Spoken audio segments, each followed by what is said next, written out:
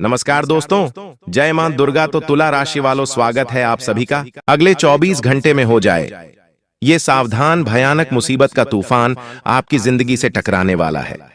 मित्रों, इतनी भयावह घटना होगी कि आपने आज से पहले कभी सुनी नहीं होगी। देखिए, इस बार आपको अपनी जिंदगी से हाथ भी धोना पड़ सकता है। अगर आपने मेरी बताई गई सावधानियों को नहीं सुना तो फिर उसके बाद आपके साथ जो होगा उसके जिम्मेदार आप स्वयं रहेंगे। आज सुबह ब्रह्म मुहूर्त में दादा गुरु ने आपकी कुंडली खोली है और उस कुंडली में जो लिखा आया है उसे जानने के बाद आपको अपने जीवन से मित्रों भरोसा उठ जाएगा। क्योंकि देखिए, जो परिवर्तन हुए हैं वह परिवर्तन साधारण बिल्कुल भी नहीं है। इस वीडियो को अनदेखी करने की गलती आप बिल्कुल भी मत कीजिएगा, वरना आपसे बड़ा मूर्ख कोई नहीं होगा। देखिए मित्रों, कुंडली में स्पष्ट ग्रह संकेत दे रहे हैं कि इस बार आपको अपनी जिंदगी से हाथ धोना पड़ सकता है, लेकिन आप बड़ी से बड़ी मुसीबत से बच जाएंगे। कब बचेंगे? जब आप इस वीडियो को बिल्कुल अंत तक ध्यान से देखेंगे, क्योंकि इस वीडियो में बहुत महत्वपूर्ण सावधानियां भी मैं आपको बताने वाला हूं। चलिए, सबसे पहले तो मित्रों, आप सभी इस वीडियो को लाइक कर दीजिए और कमेंट बॉक्स में ओम महाकालेश्वर नमः अवश्य ही लिख दीजिएगा। मित्र, देखिए, आपकी कुंडली में इस वक्त चतुर्थ भाव में केतु विराजमान है और अष्टम भाव में शनि विराजमान है।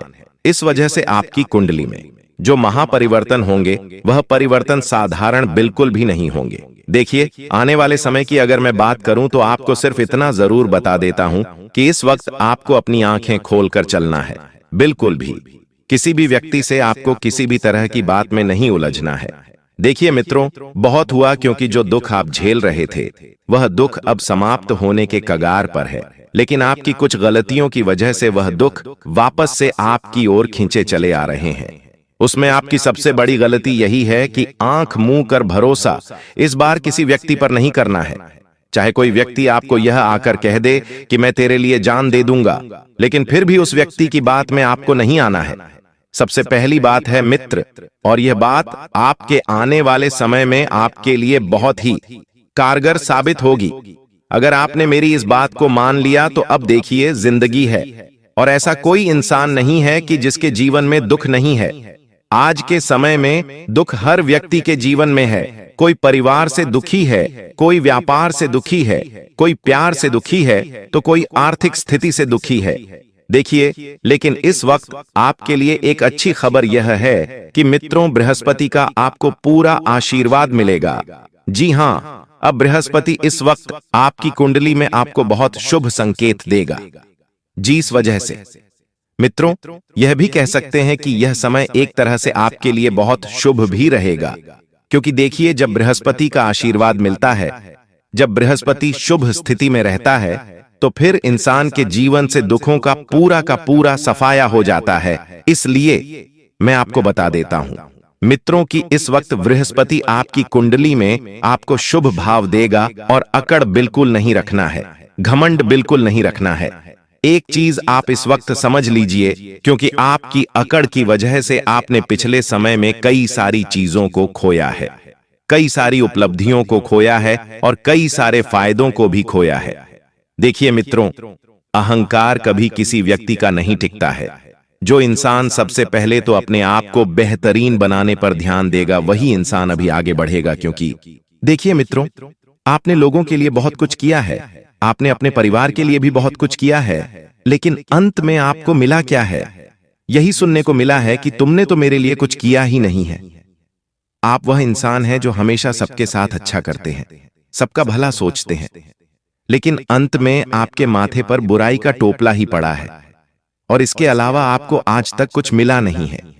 इस बार मेरी इतनी सी बात आप समझ लीजिए कि जो हुआ है उसे भूलकर आप सिर्फ और सिर्फ अपने जीवन को बेहतर बनाने पर ध्यान दीजिए। देखिए मित्रों, समय बहुत बलवान है, समय से बढ़कर इस दुनिया में कुछ नहीं है।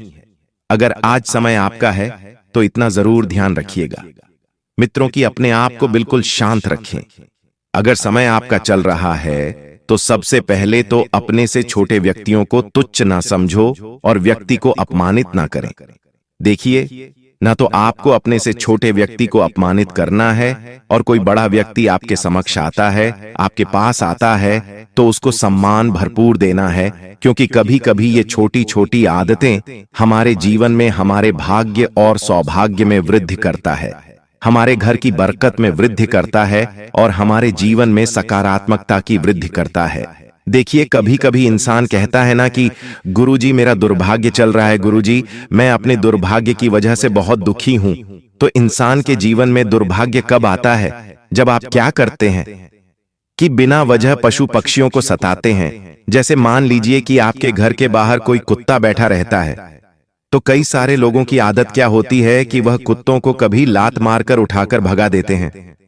वह कुत्ता आपकी दहलीज पर बैठा है, आपसे कुछ खाने को तो नहीं मांग रहा है, तो उसका अपमान ना करे, क्योंकि देखिए कुत्ते का संबंध शनिदेव और काल भैरव से होता है, और जब कोई इंसान उन्हें सताता है तो फिर इंसान का दुर्भाग्य शुरू हो जाता है। यह बात हमारे शास्त्रों में बताई गई है मित्रों कि हमें कुत्तों को कभी भी लात मारकर बेवजह नहीं भगाना चाहिए, और ना ही बेवजह उन पर हाथ उठाना चाहिए, क्योंकि वो भी एक प्राणी है जो बोल नहीं सकता है लेकिन दर्द से भी होता है। और कई सारे जातक ऐसे हैं कि भगवान शिव को, भगवान शनिदेव को और भगवान काल भैरव को प्रसन्न करने के लिए कुत्तों का उपाय ही करते हैं। और जब आप एक तरफ उपाय करते हैं, दूसरी तरफ आप इनका अपमान करते हैं, तो फिर भगवान कैसे आपको खुश रखेंगे? यह बात ध्यान रखिएगा। यह छोटी छोटी गलतियां हैं जो आपके दुर्भाग्य को आपके जीवन में आमंत्रित करती है। गायों को भी नहीं मारना चाहिए। एक तरफ तो लोग गाय की पूजा करते हैं, भगवान शिव के सामने जो नंदी जी बैठे रहते हैं उन पर दूध अर्पित करते हैं, उन पर बेल पत्र अर्पित करते हैं, उनके ऊपर कंक चावल अर्पित करते हैं, लेकिन अगर वही गाय असल जिंदगी में आ जाए तो कुछ लोग उन्हें मारकर भगाते हैं, कुछ लोग अपमान करते हैं। यह भी अर्क के दुर्भाग्य को आमंत्रित करने के लिए काफी है। इसलिए मित्रों, ये छोटी छोटी आदतें आप जितनी जल्दी हो सके सुधार लीजिए। और एक तरफ आपके जीवन में इस वक्त जो व्यापार से संबंधित परेशानियां चल रही हैं मित्रों, वह परेशानियां अभी भी खत्म होने का नाम नहीं ले रही हैं। क्यों नहीं ले रही है? क्योंकि इस वक्त प्रतिस्पर्धा बहुत ज्यादा बढ़ गई है। यानी कि सरल शब्दों में यह कहें कि कंपटीशन बहुत ज्यादा हो गया है। अब मित्र देखिए, कंपटीशन किस क्षेत्र में नहीं है। आप किसी भी क्षेत्र में चले जाएं, व्यापार, नौकरी, पढ़ाई, किसी भी क्षेत्र में चले जाएं, आपको प्रतिस्पर्धा से जूझना ही पड़ेगा। लेकिन इंसान अगर चाहे तो क्या कुछ नहीं कर सकता है। इंसान की सोच अच्छी होनी चाहिए, इंसान का और अच्छा होना चाहिए, क्योंकि जैसा इंसान सोचेगा वैसा ही इंसान बनेगा। देखिए, परमात्मा को बुद्धि दी है, आप उस बुद्धि का सदुपयोग करें। आप उस बुद्धि को ऐसी जगह पर लगाएं जहां से आपको लाभ मिले और सबका भला हो, लेकिन कभी किसी का बुरा करने में अपनी बुद्धि का प्रयोग मत करना। क्योंकि मित्रों देखिए, मन एक ऐसी चीज है जो हमारे जीवन में हम जैसा मन बनाएंगे वैसी ही परिस्थितियों का निर्माण करेगा।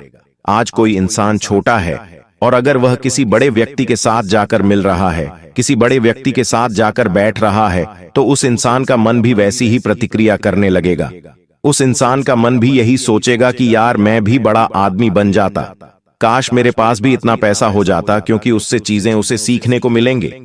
इसी तरह मित्रों देखिए, छोटे छोटे परिवर्तन हमारी जिंदगी में कब नई जिंदगी बना देते हैं हमें पता नहीं चलता है।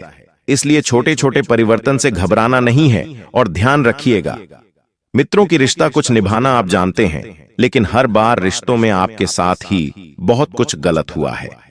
रिश्तों में आपने बहुत कुछ धोखा ही खाया है, लेकिन आप ध्यान रखिए कि रिश्तों में सत्य और धर्म सबसे ऊपर है। रामायण में जब श्री राम ने भारत को राज्य देने की बजाय अपने पिता की आज्ञा का पालन करते हुए वनवास स्वीकार किया, तब उन्होंने यह बताया कि रिश्ते तभी टिकते हैं जब उनमें सत्य, विश्वास और धर्म हो। कभी भी वे रिश्ते नहीं टिकेंगे जो पीठ पीछे धोखा दे रहे हैं, पीठ पीछे उन रिश्तों की मर्यादा तोड़ रहे हैं। दोस्तों, इस चीज से हमें एक सीख मिलती है कि अगर हम केवल लाभ और स्वार्थ की दृष्टि से रिश्ते निभाएंगे तो वो लंबे समय तक नहीं चलेंगे। रिश्तों की नींव हमेशा कर्तव्य और निष्कलंक निष्ठा पर होने चाहिए। यानी कि अगर हम किसी व्यक्ति के साथ रिश्ता निभा रहे हैं, किसी व्यक्ति के साथ रिश्ता बना रहे हैं, तो कभी भी उस व्यक्ति की धन दौलत देखकर रिश्ता मत बनाइएगा। उस व्यक्ति का मकान देखकर उसके घर में मत जाइएगा। हर बार उस व्यक्ति का दिल देखिएगा कि उस व्यक्ति का दिल कितना अच्छा है, क्योंकि कभी कभी जितने बड़े पैसे वाले लोग रहते हैं, जितनी बड़ी दौलत शोहरत वाले लोग रहते हैं, उतनी ही बार वही लोग हमारा अपमान करने में कोई भी तरह की प्रतिक्रिया नहीं छोड़ते हैं। देखिए, किसी इंसान के पास बहुत पैसा है, वह बहुत अमीर आदमी है, कोई बात नहीं, परमात्मा ने उसको उसके कर्मों का और उसके भाग्य का दिया है। हमेशा से मैं आपको बता आया हूं कि कोई भी इंसान आपके भाग्य का और आपके कर्म का नहीं छीन सकता है।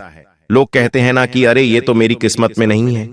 अगर तुम्हारे कर्म, तुम्हारी नीयत, तुम्हारा सेवा भाव अच्छा रहेगा तो तुम्हारे लिए भगवान हमेशा अच्छा करेंगे, क्योंकि कहते हैं कि भगवान भी उसी इंसान के साथ अच्छा करता है जो दूसरों का अच्छा करते हैं और दूसरों का अच्छा सोचते हैं।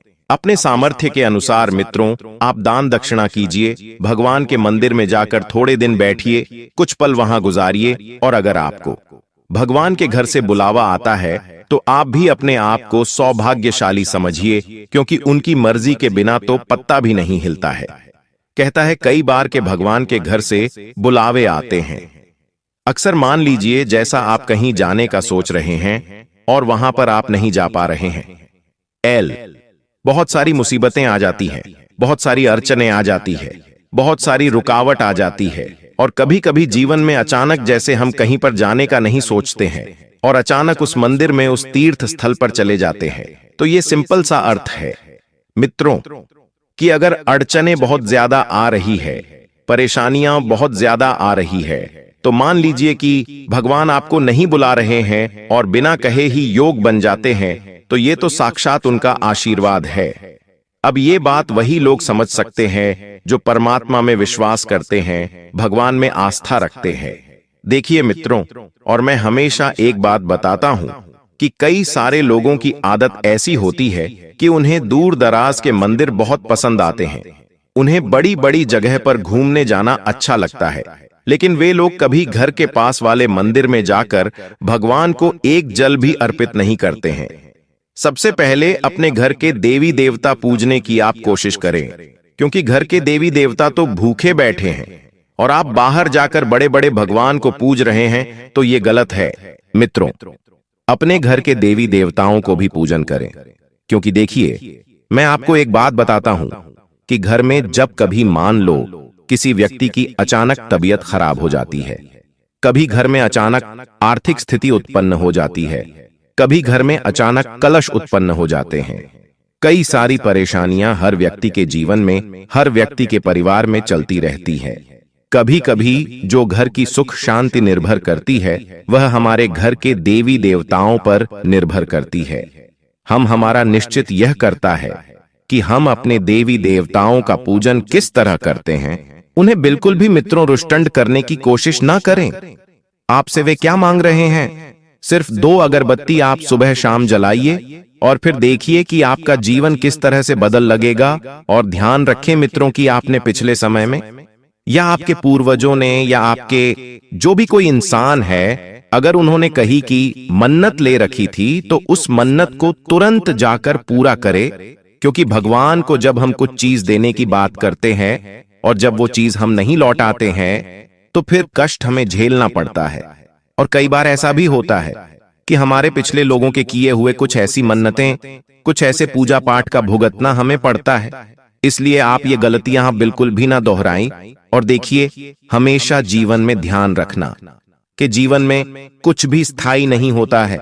आप सोच रहे हैं कि अगर आपके पास आज बहुत सारा पैसा है, आपका स्वास्थ्य बहुत अच्छा है, आपके पास अपने लोग बहुत हैं, कभी भी वे स्थायी नहीं होंगे, क्योंकि देखिए, समय बहुत बड़ा बलवान है।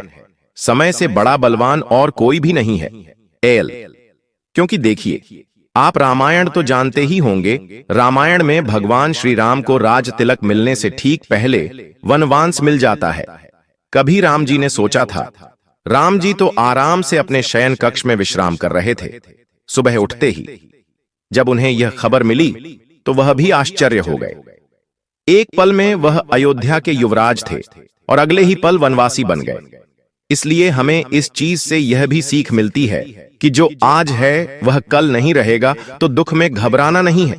जीवन में चाहे कितना ही दुख आ जाए, कितनी ही तकलीफ आ जाए, घबराने से वह चीजें दूर नहीं होगी, और उन चीजों का हल घबराना नहीं है। और जीवन में कितना ही सुख आ जाए, कितने ही अपने लोग हो, कितने ही धन हो, कितनी ही दौलत हो, लेकिन घमंड नहीं करना चाहिए, क्योंकि जीवन में परिवर्तन ही स्थायी है। यानी कि कुछ बदले या न बदले, लेकिन वक्त जरूर बदलता है। और जब वक्त बदलता है तो वक्त कई बार समय के साथ कुछ रिश्तों की असलियत बता देता है, कुछ सपनों की असलियत बता देता है, तो कुछ अपनों की असलियत बता देता है जिंदगी में। एकमात्र सत्य यही है, एकमात्र सच्चाई यही है कि कुछ भी स्थायी नहीं है। मित्रों, आप बहुत अच्छे इंसान हैं। आप अपने माता पिता की इतनी केयर करते हैं, अपने माता पिता का इतना ध्यान रखते हैं कि कभी कभी भगवान भी आपसे बहुत प्रसन्न होते हैं। अब देखिए, आपकी प्रसन्नता का कोई जवाब नहीं है मित्रों। आप इस वक्त सिर्फ इतना जरूर ध्यान रखें कि यदि आपके माता पिता हैं, बुजुर्ग हैं, और अगर उनकी कहीं किसी धार्मिक यात्रा पर जाने की इच्छा है, तो देखिए अब ऐसा हो गया है कि जगह जगह पर लोग बाघों की भीड़ बहुत ज्यादा हो गई है। हालांकि देखिए, भीड़ तो बढ़ती ही जाएगी, क्योंकि जब कलयुग चरम सीमा पर होगा तब लोग भगवान में बहुत ज्यादा आस्था रखेंगे और रख भी रहे हैं। आज के समय में देखिए, वृंदावन देखिए, उज्जैन का महाकालेश्वर देखिए, काशी विश्वनाथ देखिए, सोमनाथ देखिए, लोगों की भीड़ कितनी रहती है, क्योंकि लोग अब खुद को अध्यात्म के प्रति बहुत ज्यादा जोड़ रहे हैं। तो ध्यान रखिए कि अगर आप हो सके तो अपने माता पिता को भी एक अच्छी सी धार्मिक यात्रा पर लेकर जाएं, और उनके अंतिम समय में अगर आप उनकी लाठी बनेंगे तो ध्यान रखना कि परमात्मा आपके दुख में आपका वह सहारा बनेगा जिसकी आप कभी सोच भी नहीं सकते हैं। इसीलिए कहते हैं, मित्रों की एक बुजुर्ग दंपति की लाठी बनने का सौभाग्य कभी आपको मिले तो उसे मत छोड़ना। और एक तरफ आपके जो परिवार के लोग हैं वहां से बहुत ज्यादा क्रोधित है किसी छोटी सी बात को लेकर। पिछले समय में आपके परिवार में कुछ विवाद हुआ था और आपके मुख से कुछ ऐसी बात निकल गई थी जिसकी वजह से मित्रों अभी तक वह बात उन लोगों के मन में और उन लोगों के दिल में छप गई है। अब इसका अर्थ मित्रों की देखिए, अगर बात पुनः शुरू होगी, आपको अपने घर के किसी भी व्यक्ति का अपमान नहीं करना है, किसी भी व्यक्ति को उठाकर कुछ भी नहीं बोलना है, तो छोटे शब्दों का प्रयोग नहीं करना है। सबसे पहली बात है, क्योंकि आपकी वाणी ही आपके घर परिवार की शांति पर बहुत ज्यादा असर डालेगी, उसे प्रभावित करेगी। मित्रों, इसलिए आपको ध्यान रखना है कि सबका सम्मान देना है और सबका सम्मान करना है। और जीवन में ध्यान रखने वाली बात यह भी है कि अहंकार हमेशा अंत को बुलावा देता है। रावण ने अपनी शक्ति से अहंकार में आकर सीता का हरण किया। वह परम ज्ञानी था, शिव भक्त था, लेकिन उसका अहंकार ही उसके पतन का कारण बना। क्योंकि जब शीश चढ़ाने वाले को भगवान शिव ने माफ नहीं किया, तो आप तो सिर्फ दूध और जल चढ़ाते हैं। कभी किसी इंसान का भ्रा मत कीजिएगा, कभी किसी इंसान के साथ धोखा मत कीजिएगा, कभी किसी इंसान का गलत मत कीजिएगा। दोस्तों, महाभारत में भी दुर्योधन का अहंकार और जीत पूरा गुरुवंश नष्ट करवा देता है, और रावण का अहंकार भी पूरी लंका को डुबा देता है। तो चाहे कितनी भी सफलता क्यों न मिल जाए, आप जीवन के शिखर पर भी क्यों न पहुंच जाए, अहंकार इंसान को अंधा कर देता है। ध्यान रखिएगा हमेशा कि अहंकार किसी चीज का नहीं होना चाहिए। आज हमारे पास बल, मान, पद, प्रतिष्ठा सब कुछ है, तो उन सब चीज का प्रयोग आप सेवा भाव में कीजिए। अगर आप किसी को कुछ देने लायक हैं तो दीजिए। यकीन मानिए मित्रों की परमात्मा ने आपको देने वालों में रखा है, लेने वालों में से नहीं। अगर आप अपने सामर्थ्य के अनुसार महीने में 1 से 2 बार भी कुछ दान पुण्य करते हैं, लोगों के लिए कुछ भोजन की व्यवस्था करवाते हैं जो असहाय है, गरीब है, भिखारी है, तो आप बहुत अच्छे